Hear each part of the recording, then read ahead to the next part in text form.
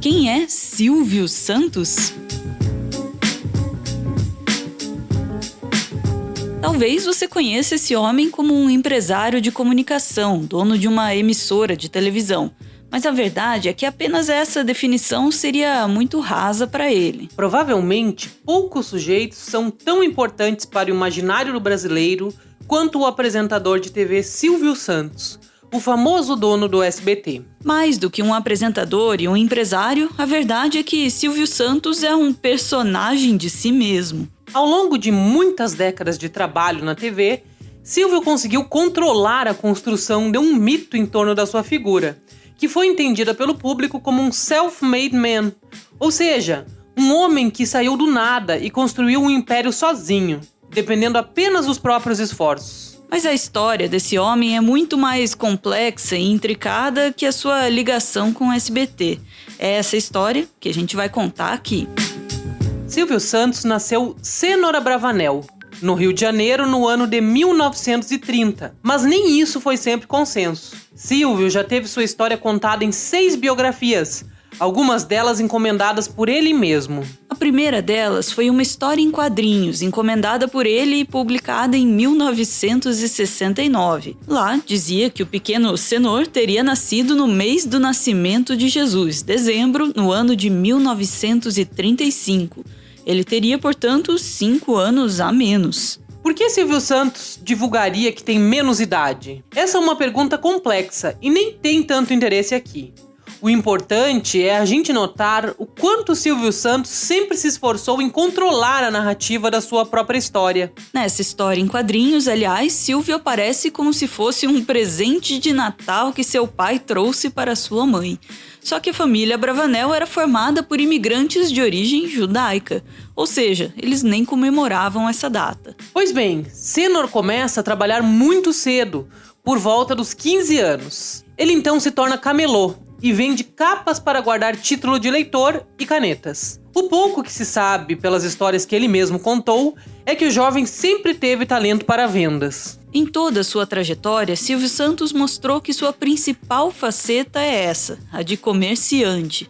No livro Topa Tudo por Dinheiro, As Muitas Facetas do Empresário Silvio Santos, o jornalista Maurício Sticer define assim: a sua história é a de um vendedor que vislumbrou na comunicação a ferramenta mais eficaz para vender os seus produtos. Ainda enquanto era camelô, Silvio teve um primeiro reconhecimento sobre seu enorme carisma e capacidade de se comunicar com o público. Segundo o próprio mito que ele construiu em torno de si, o pontapé inicial da sua carreira foi quando um sujeito, que era responsável por fiscalizar os camelôs, indicou ele para virar locutor de uma rádio.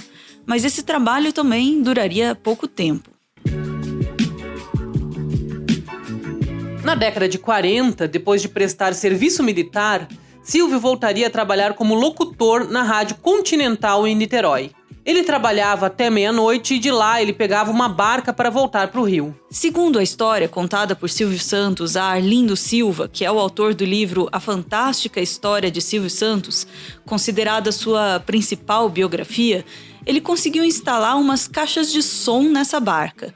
Nessas viagens diárias, ele começou lá mesmo um pequeno negócio para animar os navegantes. Note que tudo que se fala sobre Silvio Santos conspira sempre a favor do mito. O grande empresário, o empreendedor do Brasil que surgiu do zero e conquistou o mundo. A ideia do super empreendedor também aparece na história da compra do famoso Baú da Felicidade, que nada mais é que um título de capitalização que as pessoas pagam em troca de produtos, geralmente perdendo algum dinheiro. Silvio Santos comprou a empresa ao lado do então radialista Manuel de Nóbrega, em 1957. O dono original do baú era um empresário alemão obscuro, que queria se livrar do empreendimento. Por muitos anos, o Baú da Felicidade sofreu várias acusações de ser mero estelionato, uma vez que as pessoas pagavam pelo carnê e coletavam o dinheiro de volta no fim do ano, sem nenhuma correção financeira. A essa altura, dá para desconfiar, o dinheiro já tinha sido comido pela inflação. E todo mundo perdia dinheiro. Mesmo assim, o baú se tornou um lucrativo negócio na emissora e existe até hoje. Outra parte meio conturbada da história de Silvio Santos por muito tempo foi a sua vida pessoal. Por décadas, o apresentador controlou com mão firme o que vinha a público sobre a sua intimidade. Um exemplo bem expressivo disso foi que Silvio praticamente escondeu a sua primeira mulher, Aparecida. Em algumas entrevistas ele dizia: um ídolo tem que ter uma mística em torno dele. Tem de dar margem a comentários, dúvidas, discussões. Veja o caso de Fidel Castro. Ninguém sabe como é a vida particular dele. Se ele é solteiro, casado, desquitado ou se vive com alguma mulher. Tem que haver algum mistério para manter a curiosidade popular. Ou seja, muitos anos antes da época das assessorias de imprensa mega sofisticadas e dos profissionais que gerenciam a vida dos famosos, Silvio Santos já tinha o tino de controlar a própria imagem. Ele só deixava que viesse a público aquilo que poderia gerar algum tipo de mistério em torno da sua figura. Por isso, Silvio escondia sua idade, não revelava o ano certo do seu nascimento, se era cabeludo ou careca, se seguia o judaísmo ou não, e não deixava suas fãs saberem se ele era casado ou se estava disponível no mercado. O controle sobre a própria vida era tão forte que, quando a primeira mulher dele morreu de câncer em 1977, ele nem tinha assumido o casamento em público. Em 1988, Silvio diria para Hebe Camargo durante uma entrevista que se arrependeu desse excesso de discrição. Em 1981, Silvio casaria novamente com Iris Abravanel, com quem está casado até hoje e que se tornou autora de novelas no SBT. Outro elemento muito debatido em torno da figura do Silvio Santos e da história do SBT é a relação que ambos, apresentador e emissora, mantiveram com a política. Historicamente, o SBT sempre teve uma postura que poderia se chamar de apolítica. O que isso quer dizer? Que a empresa de Silvio Santos sempre apoiou todos os governos que já existiram. A própria fundação do SBT tem a ver com política. Silvio consegue a concessão da TVS, canal que se tornaria o SBT, em 1981, durante a ditadura militar.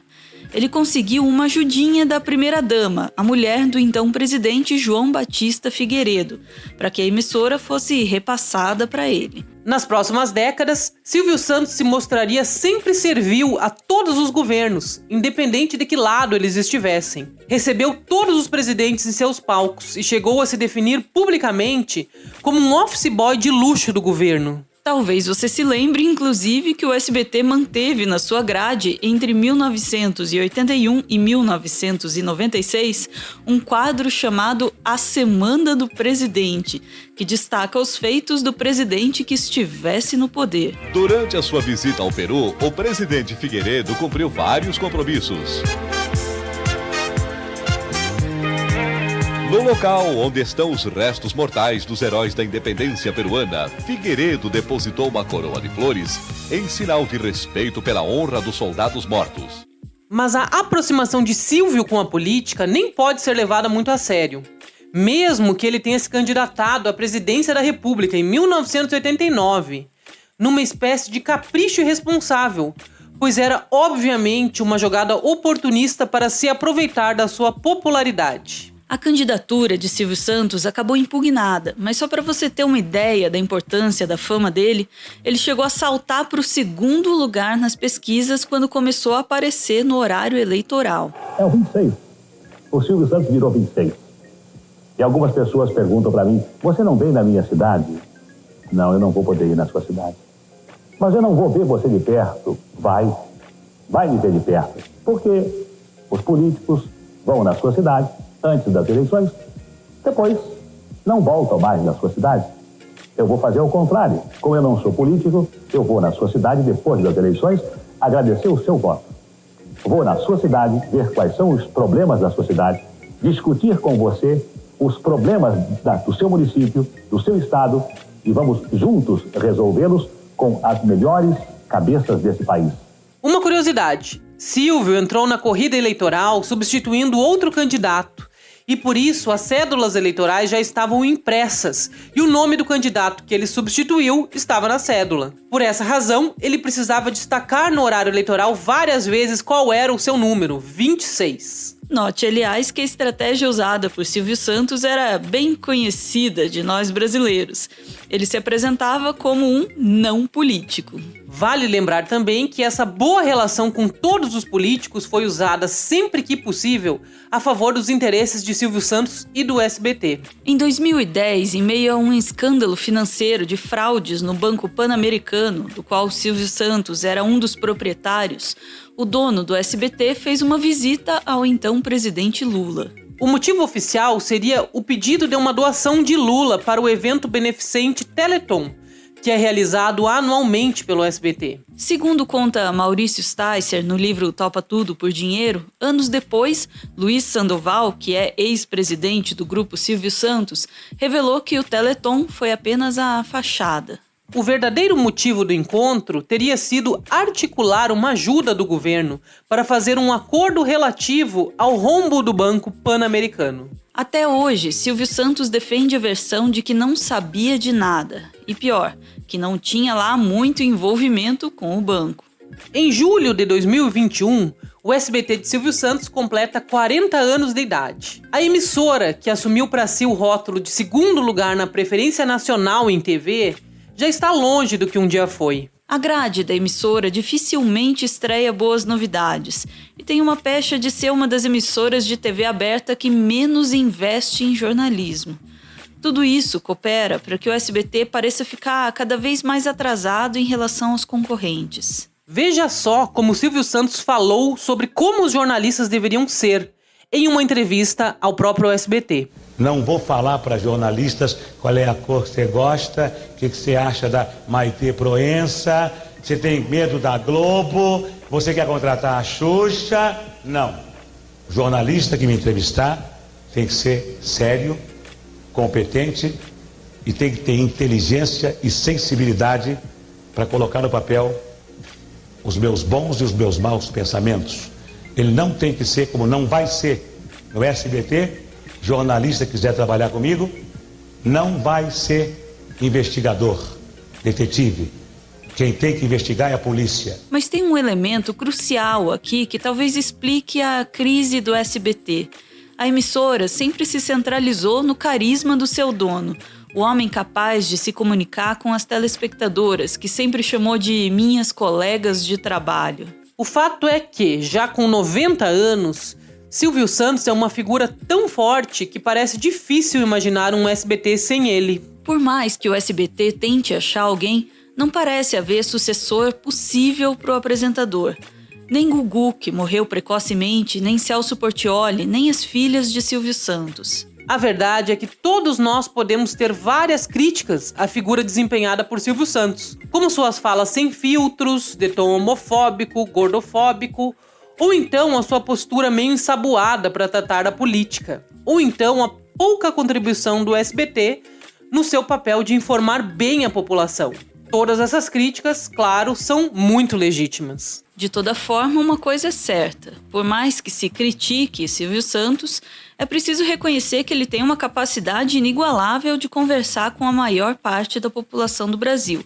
E isso é um poder que pode ser usado em muitos sentidos.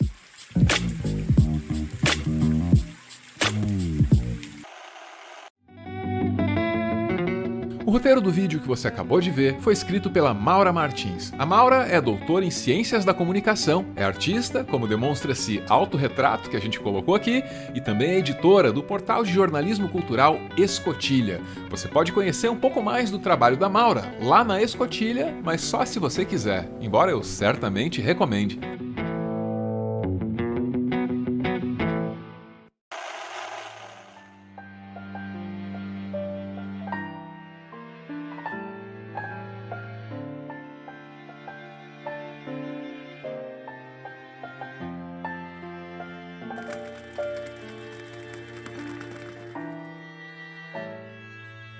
Muito obrigado por ver esse vídeo até o final. O Meteoro é mantido graças a uma campanha de financiamento coletivo. Quem participa aparece aqui no finalzinho para receber o nosso agradecimento.